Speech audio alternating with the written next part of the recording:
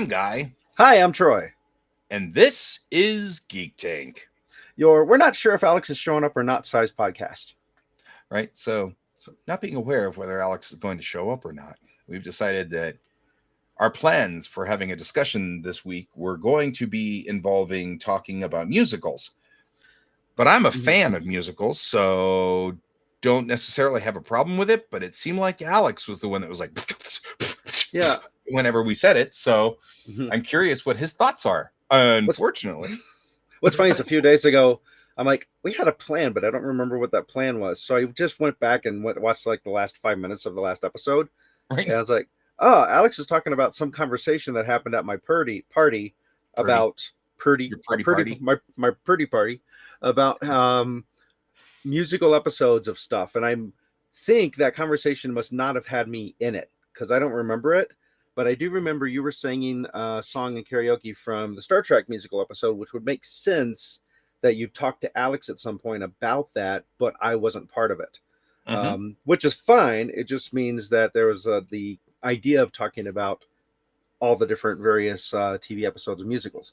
Since Alex was going to be part of that, I agree that we should postpone that to possibly 5 minutes to the next show, depending on whenever Alex is showing up. We're not sure. And just go with something else for now. Right. And since we're both driving instructors and Alex isn't, and Alex gets bored when we talk about driving instructor stuff, we could do car talk stuff. We could do car talk. So I know I was thinking of car talk stuff not too long ago, and I'm trying to remember. That sounds like Alex. Da-da-da-da. He's got good timing. To be continued. To be continued. So, as we have promised our no viewers at the moment, from what I can see, that when you showed up, we would talk about the musical stuff. But until then, we were going to talk about other stuff. So what I was speculating, what you missed, was that I think the conversation about musicals happened without me being part of it, but at my party. Yeah. Which is fine. Because I don't remember the conversation. I don't remember it either, honestly, so I'm going to have to rely on... Well, I think it was just the conversation was just a seed. I don't think it was like any kind of framework or anything. Yeah, I think we just got sort of like somebody was talking about how it was probably people love doing Dr. Horrible at karaoke. So someone was doing Dr. Horrible, I think, and then we were like, oh, what about this musical episode or that musical episode? Oh, what was the first musical episode? And and we looked that up, and that was Xena. I've done further research since, and it's been even further back than that. Oh my. So, because as I was mentioning to Guy, I had forgotten what our topic was going to be, but I remembered we had a topic. So a few days ago, I went back and watched the last 5 minutes of the last episode and was like, oh yeah, musical episode. So I did a little bit of research. And you can talk a little bit more about the party and stuff while I quickly pull up my notes here. That's cool. Yeah, we were just, doing karaoke party. It was fun. We sang. Right. I sang a song from Star Trek, which everybody's like, wait, what? And that's because Strange New Worlds in the last season, not this last season, but the season before it, had a musical episode. And they did sort of the Buffy thing by which they were involved in a strange new phenomenon that made everybody sing. Just like Buffy did, right? It wasn't that phenomenon, but although that would be, I think, what one of the characters would have gone with, but that's okay. Carolyn Kane is in the series now, who would be from the infamous "I'm Not a Witch, I'm Your Wife" from Princess Bride, is now actually in Strange New Worlds as an engineer, and she steals the scenes every time she takes anytime she just runs away with everything. Cool. So it was very funny. Yeah, isn't she the grandmama in Addams Family Values as well? I believe so. Yeah. So yes, yeah, hysterical and way funnier than like really funny, and just really funny. This last season, we did also have, and I just lost his name. Oh, come on. I almost had it, and then I lost it. He's a comedian. Geek. That explains like 200 people. Going to need a little more. Yeah. Unfortunately, he Patton Oswalt. Oh man, there you go. I don't know why I was having such a problem with that. Yeah, he was in an episode and played a Vulcan named Doug, which was very funny.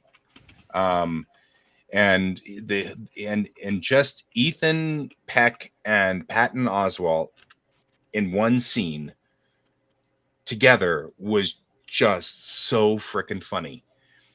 They were just, oh man, that was great. It was the best. So anyway, loved having Patton Oswalt on board. But people are complaining about that episode too. They broke the fourth wall. It's all verity. And it's like, guys, we've had comedy in Star Trek. This is not new. There's nothing new about it. And frankly, we laugh a lot at the Vulcans all the time. But they seem to be taking exception with him being called Doug, because that was part of the gag, was that his parents were obsessed with humans, and so they called him Doug, and like his sister is named Sally or something like that. And that was just the name. That was a deal that happened, and so it was very funny. Anyway, so I was gonna say I found my stuff, and I was gonna address real quick Bob's notes about how he enjoyed the musical show Gallivant. The thing I've discovered too is that there's I think what we're looking at is a distinction between TV shows that aren't known for being musical, but then threw in one or more musical episodes, as opposed to stuff like Gallivant, because there are really good shows. And I'll point out real quick with that one, My Crazy Ex-Girlfriend is one of my favorites that's focused heavily on music. Zoe's Playlist is a really interesting show too, and I had fun with that one. But there are some great shows out there. I've not watched Glee, but I know that has a huge fan following, and that would be another series I would consider. Yeah, we enjoyed Glee, the entire series musical. But the first show, or like Riverdale's got lots of music in it too. Yeah, there's a few episodes of Riverdale that I found that were considered musical episodes. Yeah, they would actually. It was a recurring theme for many seasons that the high school would do a musical, like their spring musical performance, and so that would be like the musical episode. But they were often, because of course there's the spin-off Josie and the Pussycats. They were in Riverdale, and they also had like some other musical performances that were usually really cool. Yeah, it looks like they call them chapters in that series. Chapter 31, A Night to Remember, was one of the musicals, I guess, for Riverdale. Whoops, where did it go? There it is. But the show that's considered to have the first episode that was a musical for a non-musical show was actually I Love Lucy. And it was an episode called... Oops, where is it? I went to the wrong part. 1956, a musical episode called Lucy Goes to Scotland. And it featured a Brigadoon-inspired musical number. And so I guess that was the first one where that was considered a musical episode. Cool. Yeah, I think we landed on Xena because it was like the first like geeky, nerdy show. Yeah, that would be the first one. Yeah, 1997 was the Warrior Princess episode, Bittersweet, which was the first geeky show that jumped into that, because apparently musical episodes before that was already a trope, right, for TV things. It's just it wasn't something we had seen a lot of. And of course, the big one people know of is Buffy the Vampire Slayer. Where do we go? Of all the things that I was surprised to find is The Flash had a musical episode, which I didn't really follow that series, so I'm not terribly surprised. A lot of animated stuff that's already humorous that we would expect to have musical episodes, of course, is Futurama, The Simpsons, Family Guy, and American Dad. Find this one here. Fringe, which I know is a geeky show that I had not watched. Season 2, episode 20, they had a musical episode called Brown Betty. But yeah, there's a interesting jump. Now, one that I'm remembering that it wasn't quite a geeky show. It was more of a theater geek show. Back in the late 80s was Moonlighting. Oh, yeah. Which was not a musical series, but they had a musical episode. Tell me the news. Yep. Which was also the episode that they were doing Shakespeare in. Yes, they had the Renaissance Festival type thing. Yeah. But when I was looking up, the reason Buffy stood out the most out of all of them, from what all the reviews were saying, was one, it was original music, so they weren't just doing covers of songs, and two, it advanced major plot points within the series. Yeah. And then I found an interesting discussion where someone's like, do you use this episode as the gateway to get people to watch Buffy? And there's a total black and white difference between, this is a bad episode to use because it has spoilers for things that are major plot points. And other people are like, but it's such a good episode, it gets people to watch the series. So there's a interesting debate on that. Well, and I feel kind of like, because that's a great point, because I too have used that episode to bring people into Buffy whenever we were watching that back in the day. But I've also noticed that people forget the key plot points because they don't know who these characters really are. And so, it becomes one of those, somebody had a problem with this, or somebody had a problem. I don't remember which one was somebody. And so by the time they watch the whole series and catch up, they're like, that's right. She was the one that had this problem, and she was the one that had that problem. I remember now, so kind of that was what I've noticed in that. What were you going to say, Alex? I was going to say that the musical episode of Buffy holds the distinction of being the only good episode of Buffy I've ever seen. Right.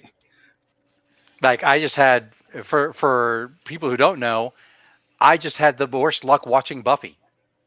Every once in a while, we'd be hanging out. I wasn't going to the club or something, or training. Or like, yeah, sure, I'll watch an episode of Buffy, you guys. It was always like the worst episode all season, like without fail. And I was always like, why the fuck do you guys watch this show? What the fuck is wrong with you? And like, not just watch it, but like really like it a lot. How could you possibly like it this much? Like, like literally the worst episodes of the season. I would be the ones I would sit in on, and not just because I didn't know all the lore, everything. It's just objectively bad. Right. The only one I can remember off the top of my head is the Dracula episode, which I know is one of the worst episodes of Buffy now, but it's like it's just bad luck. So I thought it was interesting in that debate. One person was like, I had to gaslight my sister in it because after showing her the musical, she wanted to watch it. So we started watching it, and she's like, where's Buffy's sister at? And so she's like, no, you don't. There was no sister. You're just misremembering the musical episode. And that, it was a musical sister for musical purposes. Yes. It was like Bad Ash and Good Ash. Yes. Another one I was surprised to show I never watched, Grey's Anatomy, which is supposed to be like a serious medical thing, did a musical episode. That's interesting. Well, it makes some sense.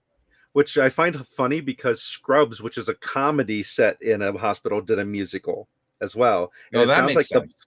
But it sounds like the plot was the same plot, where it was somebody had mental problems or an injury to their brain or something, and then that's what was causing them to view the world as a musical. So... but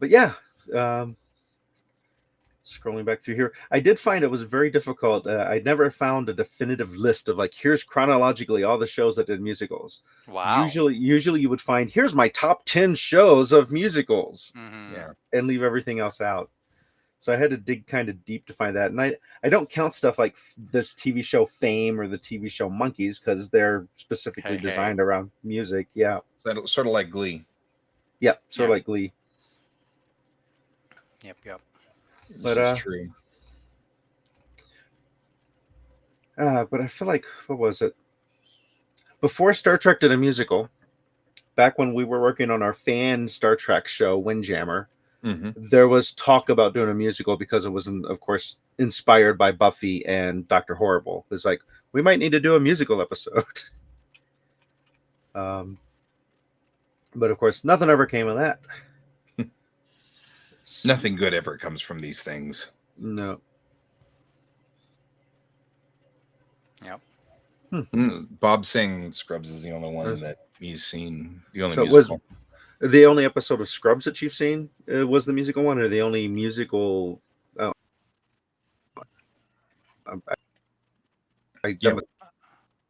Troy's getting choppy. Troy's breaking up. Troy's breaking up. He's breaking up. Oh wait. songs.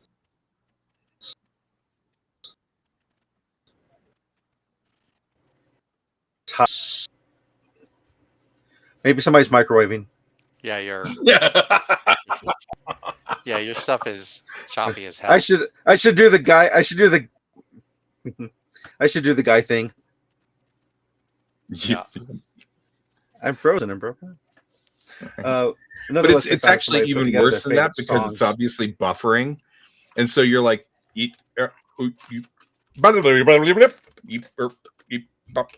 it makes it even funnier. That means I love you. That means I love you. But Alex and I were raised on the same cartoons. But you've seen Once More with Filling though, right? With Buffy, because that would qualify. Yeah, I was saying, how in the world did you manage to hang out at Greenwood and never see that? It's like James was showing it to everybody. Everybody walked in the door. Yeah, that's how I watched it. I didn't watch it on the original airing. It was like, you got to watch this. I'm like, oh God, another Buffy episode. You're trying to get me to move out. Hey, that wasn't bad. I was like, oh, it was really good. Wow. And I think right then I decided I was never going to watch any other episode of Buffy because you don't watch Buffy. My bad luck. My bad luck. Interesting. In the whole, somehow we managed to never show Bob that episode, or any episode for that matter. Apparently, that's interesting. Might have been before Alex saw the musical episode. They had a conversation. Alex's like, Buffy sucks. And Bob's like, well, screw that then. Or I'll never watch that. Yeah. Or I mean, like, but yeah, no, it's like, I also know that when often, like, for much of the time that Bob was living at Greenwood, Bob wasn't very happy, I don't believe. Yeah. That was true too. But yeah, so there's a show that Alex and I really like that did a musical, Psych. Oh yeah, Psych did a music. Yep. But I don't even remember the musical episode, but I do like Psych. Carrie the Elwes plays the recurring villain. Yes, it's great. But yeah, Psych. Psych the musical. So. But I there would have been a Firefly the musical, you know it, if they'd gone long enough. Yeah, and speaking of Psych, because like the same, like the guy who plays the king in Gallivant is also in Psych. Yeah, he plays the one detective. I'm trying to remember his name. Timothy Amundsen. Like, that dude's hot. Anyway, so, but yeah. But no, every artist that has ever been was in Psych. What? Psych? Oh. I'm making jokes. I said Supernatural did a musical. Supernatural did that musical.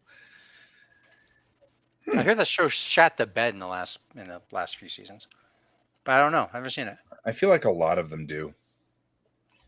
Somewhere along the line, something happens. I feel like. Yeah, I don't. Early in season 1, it might have even been the first episode. I was trying to watch it, and without going into a lot of details, they're trying to figure a way to stop this airplane from taking off with all these passengers, a passenger plane, and all their ideas are stupid. And I'm like, call in a bomb threat. It's just they're not going to leave if you call it. They're going to ground that plane. But so it really bothered me. I had like, okay, they're just not smart the same way that me and my friends are smart. Community also did a musical episode. Making and fun that one of also Glee. does not surprise me. Yeah. Cool. And it's the funny part about this is one of the things that I find really funny, I guess I should say, is it allows the actors to live out a fantasy of some sort that the characters would never be allowed to do. For example, Christina Chong plays La'an in Strange New Worlds.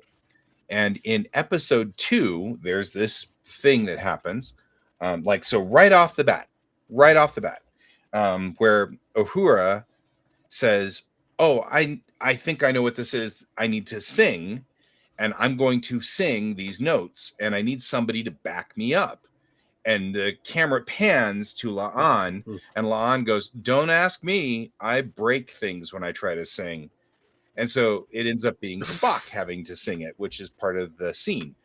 So canonically speaking, La'an cannot sing. She says that specifically. The character says that. But Christina Chung actually has performed on Broadway. So the actor actually has a voice and can sing and loves to sing, but the character has already established she cannot. So that was actually part of the fun of that particular episode, was because Christina got her own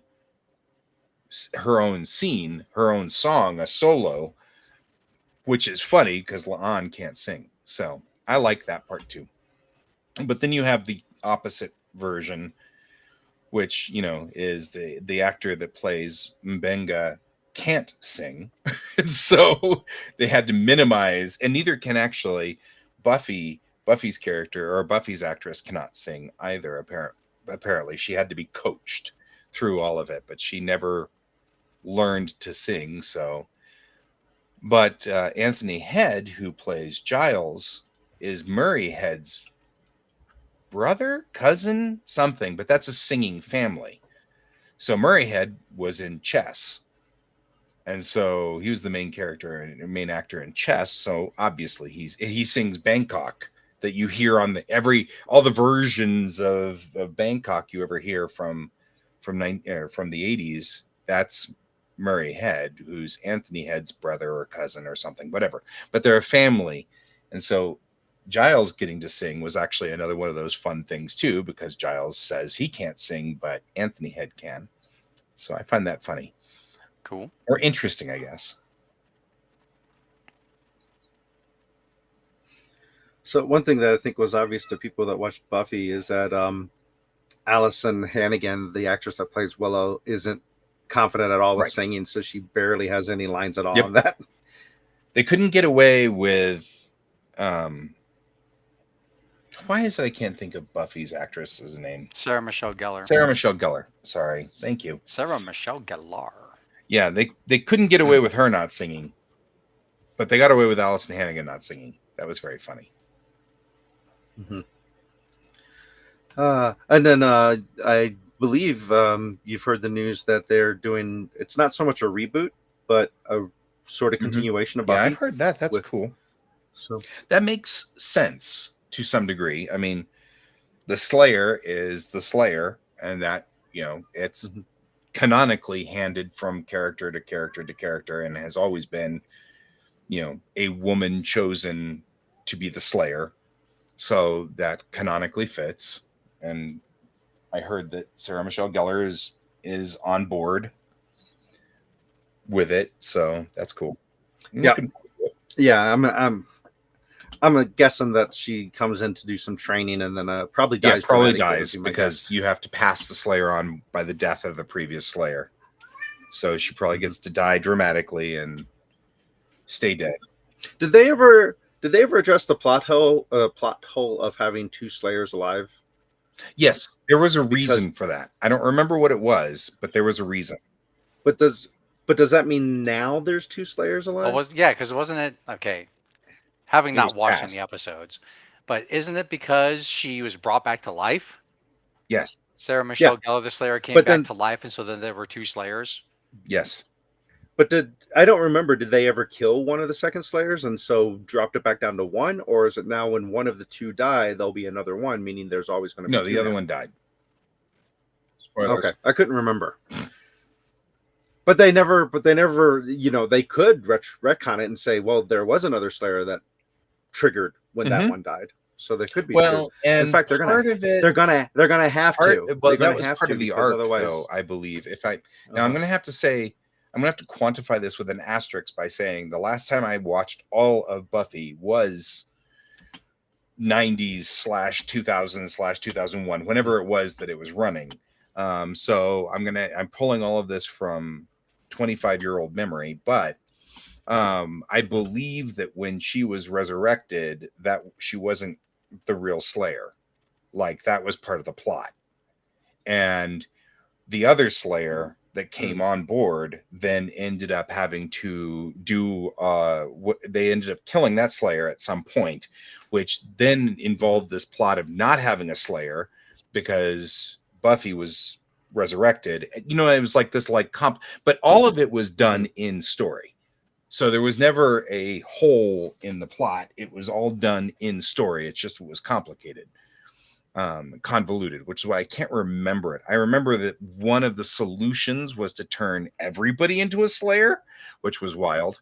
That ended up being a thing, which was cool. That was a cool way of handling it. But yeah, that was, you know, but they did indeed handle that in story, and it was planned. Okay. So like, it didn't seem like we forgot that this happened. We'll have to go back and lampshade it. It was very much as soon as Buffy came back, wait, are there 2 Slayers now? Yes, there are. We've got a problem, sort of thing. Like, that was handled in story right away. So but that does mean if there's going to be another Slayer and Buffy's going to be in it, then that means that other Slayer can't be activated yet until Buffy dies. Or they're going to come back to the fact that she wasn't a true Slayer. One of the two. Mm-hmm. Because she was resurrected. Which they may. I don't remember how they fixed that hole. I don't remember it anymore. No. I know they did. I don't remember how. Which means that there could have been a slip inside there easily that they could exploit for the new series. Mm-hmm. You know what doesn't have holes in it, though? Is our Geek Tank sponsors, because Geek Tank is sponsored by Kieran Games, Geekway Homes, The Massage Wizard, and your mom. Your mom, who probably has at least 3 holes in her. Yeah, if they don't have any holes in them, how do they eat? Yeah. Absorption, osmosis.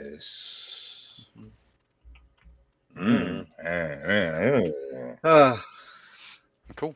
Brent's mentioning though How I Met Your Mom. Okay. Yeah. I can't let that one go. I just can't. No, actually, if you ever find yourself in a position to watch an episode randomly, Alex, I recommend The Body. That one is notorious and known, and it is the most heavy. It is all drama. It is, and it is not messing around, and it's good. It's really good. So that's the one. I would be interesting though if it hits as hard as a standalone. I don't know if it would hit as hard as a but you still know enough about the world. Yeah, I think it would stand on its own simply because it's really well choreographed and directed. Yeah. Cool. And the acting, it gives the actors a chance to be serious, to really stretch on that one. That one's a good one. Cool. I don't usually remember episode names of anything but Star Trek, but unless it really stands out. All right. So like the fact that I remember that episode and Once More with Feeling, which is the name of the musical episode. So this is becoming a Buffy broadcast now because I'm going to say my history. I got into, but I hadn't watched Buffy because the previews made it look like it was targeted for teenage girls. Right. And I'm like, I saw the movie and I thought the movie is just meh. The movie was so. How good could the TV show possibly be? Since I only sort of enjoyed the movie. And then about somewhere towards the end of season 1 or end of season 2, my brother contacted me because my niece was living out here at the time, and said, "Hey, Courtney wants to see Buffy, but something went wrong with like the VCR and can't record it. Can you record it for her tonight?" I'm like, "Yeah, sure." So I set it up, and since I wasn't doing anything, I decided to watch it while I was recording it. I'm like, "Oh, this show's actually really good from what I'm seeing, so I'm going to keep watching it." Unlike Alex, you saw Alex, I saw a decent episode, but also my standards, my expectations of it was really low. Right. So the thing that I have discovered in life is don't oversell something to yourself because it's not going to be as good as you thought it was going to be. And you can force that, by the way, because that's pretty much what I've done with every Star Trek series. That's not saying that the Star Trek series are bad, but it makes it easier for me to go into a Star Trek series and like it if I'm not sitting there waiting for it to meet some expectation I had prior. Yep. A lesson I learned with Enterprise. Yeah, I know. It's like when Iron Man came out, I knew it would be decent because it's a superhero movie, but I didn't expect it to be nearly as good as it was. So that just when I watched that, I was like, wow, this is really good. What else is there to talk about though besides Buffy? Yeah, Iron Man. I thought Iron Man was all right. I mean, the first one. Reviews. Yeah, Iron Man. Yeah, I saw it in the theater, and I was like, eh. Yeah. It's like, I don't know. I can't turn my brain off. Either they do a good enough job, and I'm just like, oh, okay, cool, or I sit there and go, huh. So we had a montage of Tony Stark like killing himself, getting the suit to work, but the dude can just hop on in and pilot it perfectly. Fuck. Fucks up with that. Would have been great to be like, I'm gonna eat dead. I'm like, sweet. He made plot armor. I've been yes. And also, I mean, you know, it's just very typical. I don't know. I'm gonna stop making weapons, and but you know, except for this one that I can use whenever I want and murder whoever I feel like. Sure, buddy. Oh well, typical. Sure, buddy. Typical hypocrisy from a billionaire. So. Yeah, typical. Yeah, I mean, I don't know. Are we off of musical episodes now? Unless you got other musicals you want to talk about. Or opinions. Or opinions on a podcast. What? From Alex? I just finished watching Dark Passage, starring Lauren Bacall and Humphrey Bogart. Wow. That's pretty cool. It's classy. That's classy. It was pretty cool, but honestly, not really worth watching again. Yeah, Microsoft appears to have learned something that, God, Nintendo did not. Just saying. I don't subscribe to any of that, so I'm unaware of all that news. Yeah, I don't know if the backlash versus Nintendo was just about the prices though. Their virtual cartridge thing was a bunch of horse shit. That's what I'm understanding as well. Yeah, and then geeky stuff. I did show the kiddo Army of Darkness, the primitive Screwhead cut, which is a official fan version. An official fan version. I love it. Basically, yeah, it's like 100 and like an hour and 40 minutes. Oh. It's like way longer than the original theatrical cut, which is like 85 minutes or something. And it combines all these different versions into kind of a definitive version. What I was really surprised about with the youth, they saw no memes. They've never seen any memes about it. Like they knew Holy Grail memes. They're recognizing Lord of the Rings memes, but no Army of Darkness memes. Like, no, this is my boomstick. No, just me, baby, just me. No, yeah, I said the words more or less. No, in my own way, I am king. Hail to the king, baby. And no, give me some sugar, baby. Like nothing. Klaatu Brana. Nothing. Like, yeah, so fun. No, I mean, and to that same statement, I showed my kid Airplane, which entertainingly, when I watched Airplane, and it's been probably maybe even 2 decades since I last saw it, I was like, gosh, this is running really slow. I remember this being faster than this. And I was almost like embarrassed, you know what I mean? Oh man, I'm sorry. This is running slow. And they just loved every minute of it.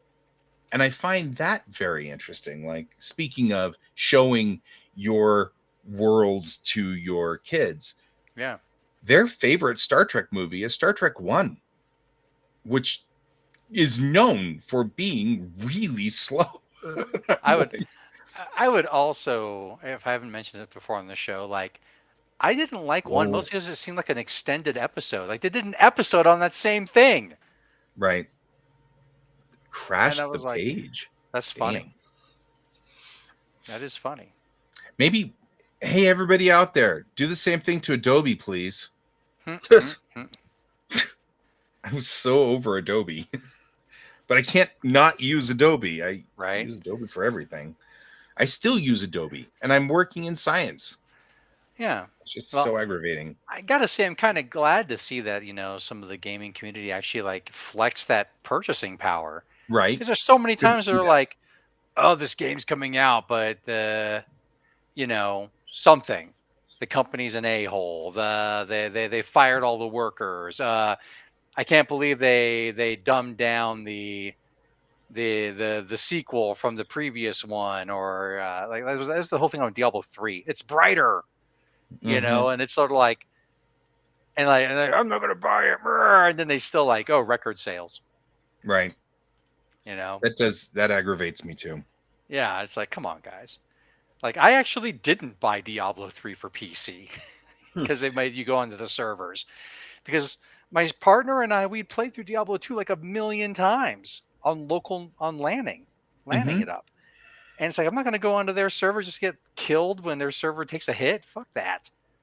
And yeah, it's like just wild. Yeah.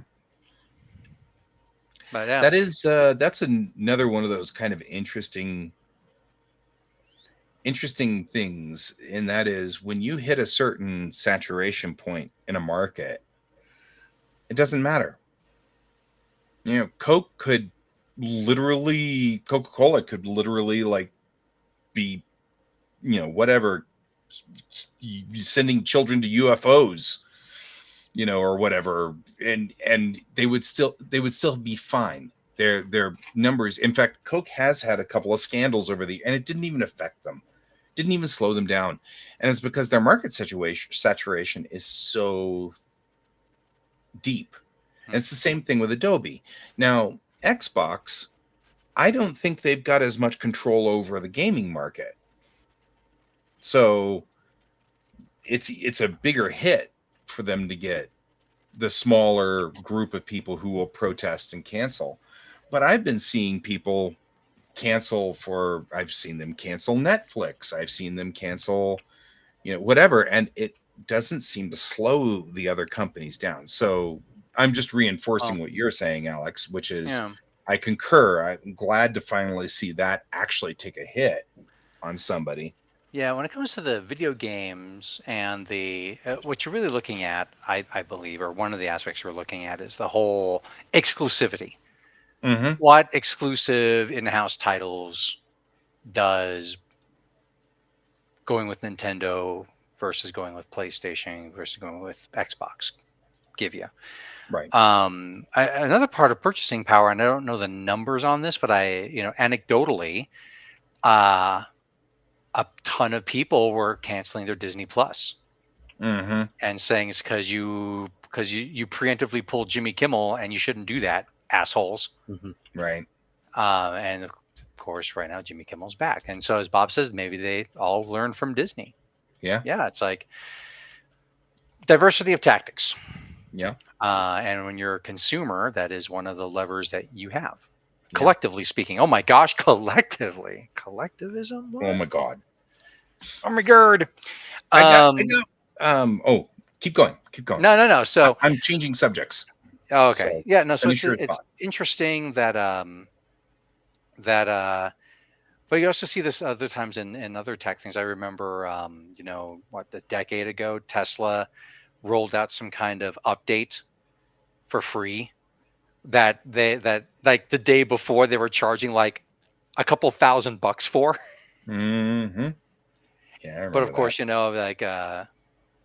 when people were like, we're gonna boycott your shit, the board and Musk were all like, "Fuck you." Mm-hmm. We can cut off your access to our nationwide grid of charging stations. You want that? Yeah. Ooh. Okay then. That's part of the reason why I'm so mad at Adobe is they can charge whatever they want because you got to pay it. And I feel like as a capitalistic society, that should be up there with monopoly as far as something that somebody should put a stop on pretty quickly because it damages it. It damages the system. As has been pointed out multiple times over the last 150 years, like it's only anti-protectionist up to a certain level. Right. That it's absolutely protectionist monopoly. Who cares? I can't remember who said it, and it was one of the robber barons, and somebody was asking him, so what about, isn't this like, basically, aren't you screaming headlong into monopoly? And this robber baron just says, having that competition was basically wasteful. I forget the exact quote he said, but it was definitely along the lines of that having all these different companies working in this umbrella hurt profits. So I'm on the other side of those robber barons right now, and I hear it.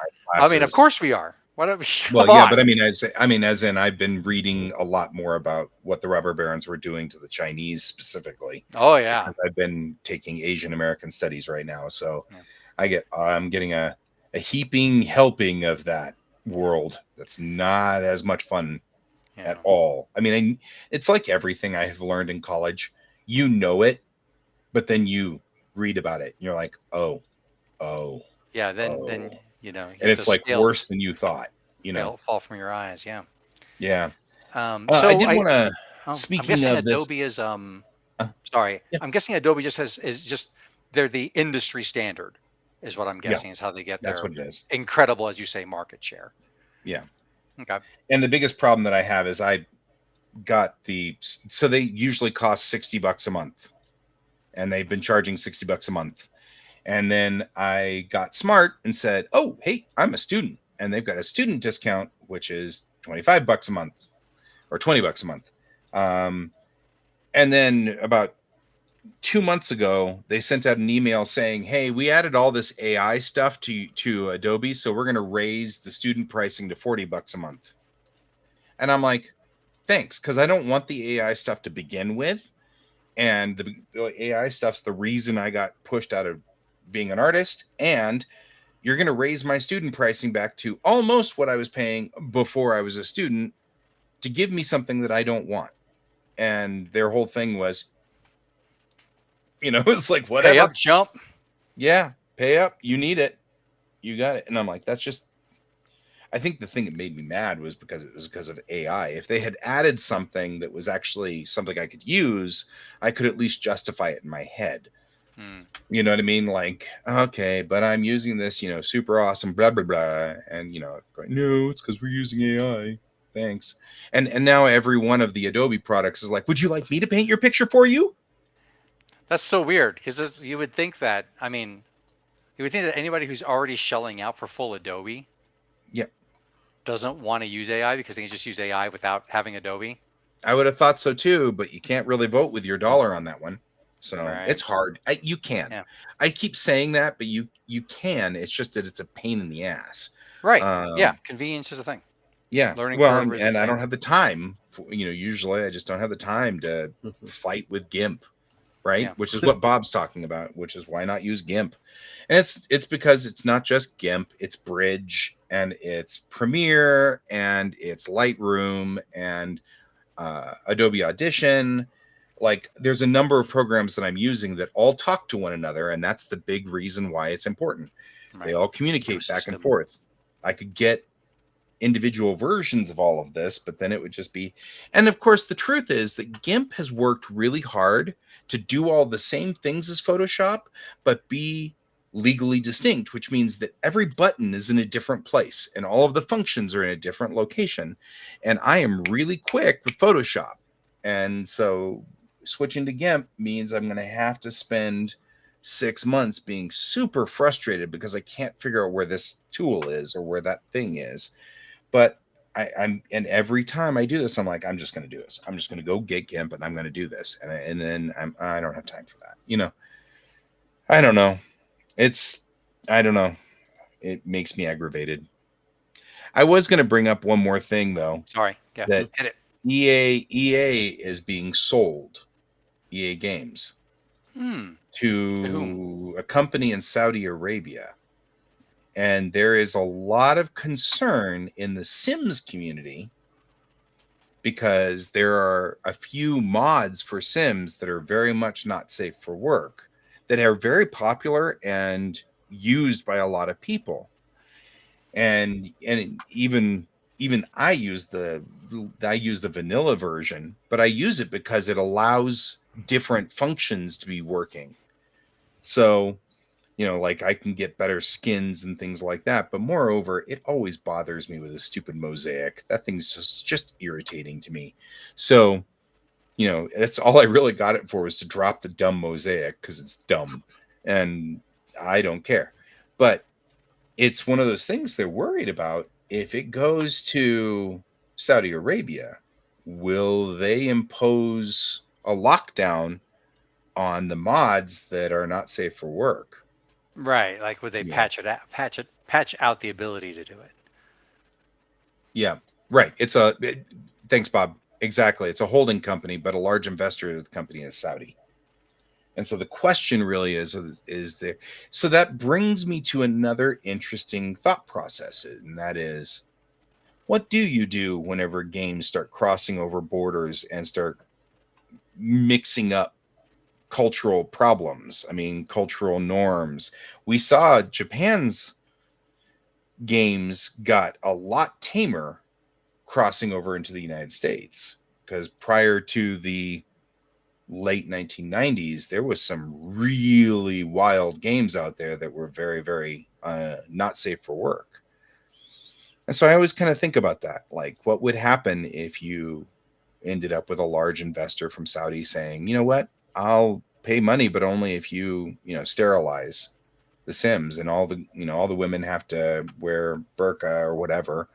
Or, you know what I mean? Like, or no longer can they have the Sims agencies that they've always, or whatever. I don't know. I mean, I'm just imposing sort of cultural norms on this.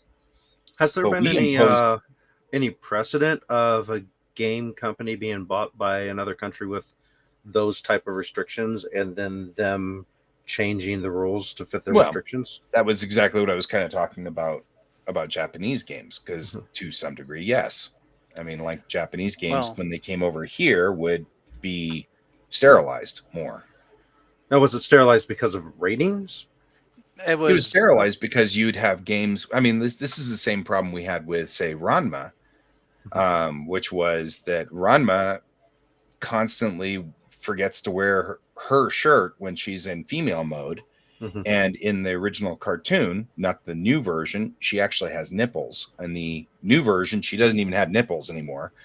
But that's the point, right? That the nipples were okay on Japanese TV for a family show, but not okay for an American version of the family show. And so that actually is a perfect example, because the new Ranma is almost identical to the old Ranma, except far better animated. But I did observe that Ranma is now Barbie doll Ranma, so that's an interesting difference. And that's because 1991 or 92 television shows, I guess it was 1989 television shows in the modern era need to be sterilized for the American market. But yeah, I think Bob's right. I think this is the first time a nation's diversified into a video game company. It might be one of the reasons why it's a big deal. But it might be one of those things where it's wherever the game's sold is going to be that version. Because I know they had to change things in Grand Theft Auto back when it was released in different countries. That's true. So the American version would have stuff in it that another country's version wouldn't have in it. Right. That's called localization. That's one of the things that Black Desert Online's having a problem with, because Black Desert Online had a nude patch at one point in time, but nudity is really forbidden in Korea, which is where the game came from. And so the patches would keep coming out to block the nude patch. And then the programmers of the nude patch would then build a patch to the patch so you could get it back running again. And ultimately, what they ended up doing was rewriting the code so it was impossible for you to do that.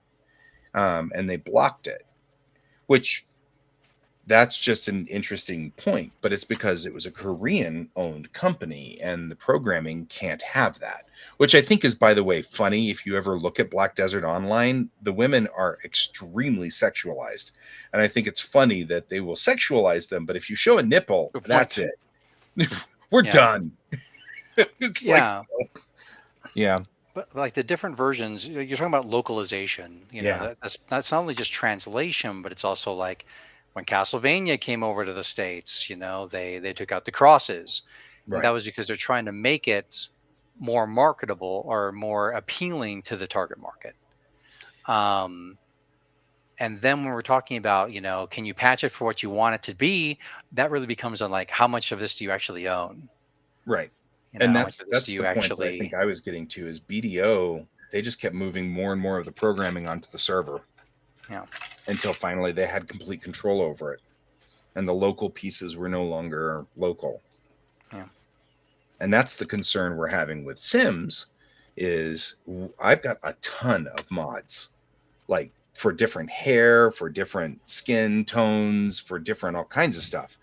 Are they going to move because of Wicked Whims, which is the name of the Not Safe for Work mod?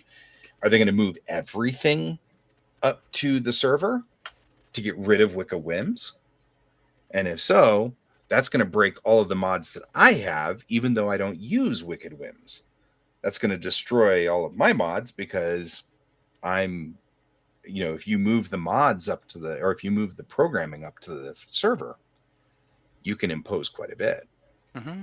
Yeah. So, I mean, do you have to be attached to the server to be able to play Sims?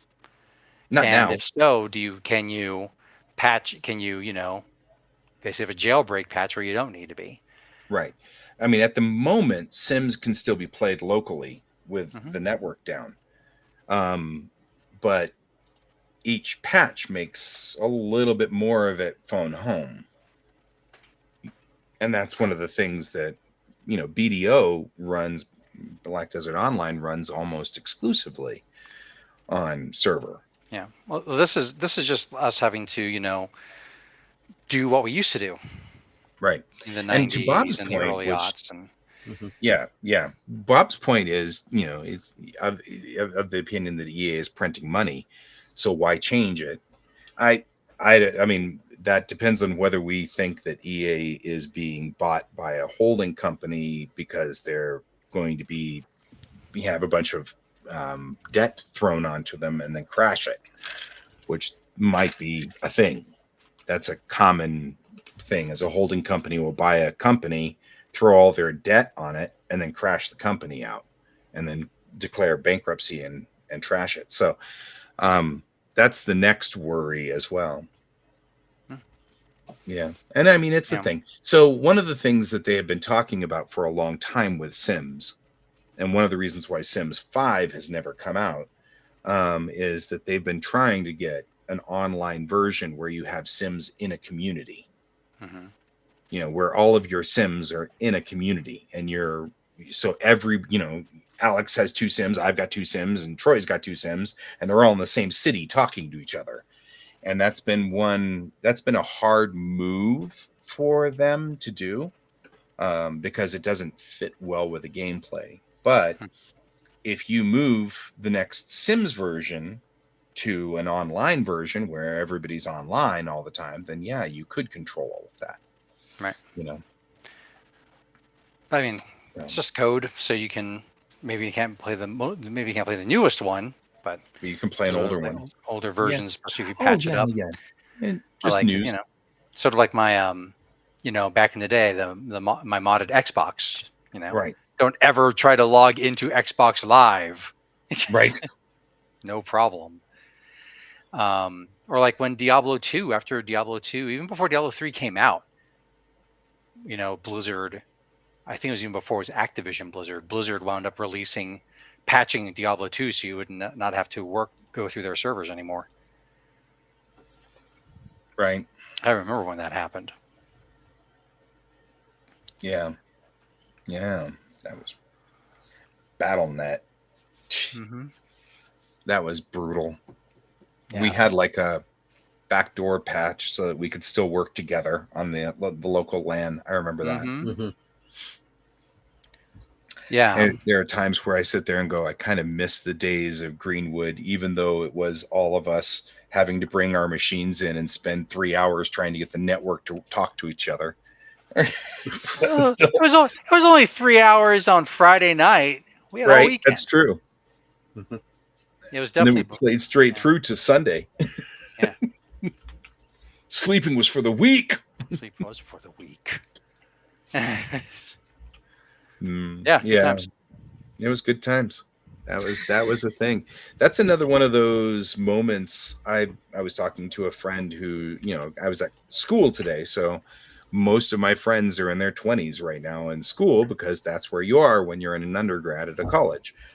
And it's weird talking to them and having them say things like, well, I mean, I don't really remember a time before social media, or I wasn't alive when the internet wasn't around, and things like that. And I'm like, I just feel so old when they say that. Yeah.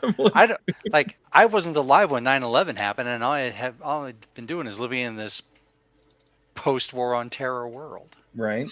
Like, I don't remember a time. It's like you don't remember a time when you could go to the airport and all you had to do was walk through the beepy thing, and if you had a belt that had metal on it, it would beep it. Otherwise, you just keep walking. That was one of the things where you could meet your family and friends at the concourse. Yep. Or walk them to the concourse and hug them by there. My dad used to actually get on the plane and like sit in the A seat. If we were in B and C, he'd sit in A until the other passenger came in for A, and then he'd say goodbye and get up and leave, and then walk back out of the plane and onto the concourse, and like that was a thing. I remember that as a kid, and I say as a kid, as like a 15-year-old, I remember that. Like I wasn't even a young kid, but I remember that he could get on the plane with us and sit there for a minute or two. Good night, Bob. Night, Bob. Good having you here. It is that time of night, though. And we're starting to go way afield. So, Bob is our timer. Bob's our timer. It's the Bob timer. All right. Well, I think that's it for us. I'm pretty sure we can talk about something else that's cool next week. Yeah. Until then, I've been Guy. I've been Troy. And I've been Alex.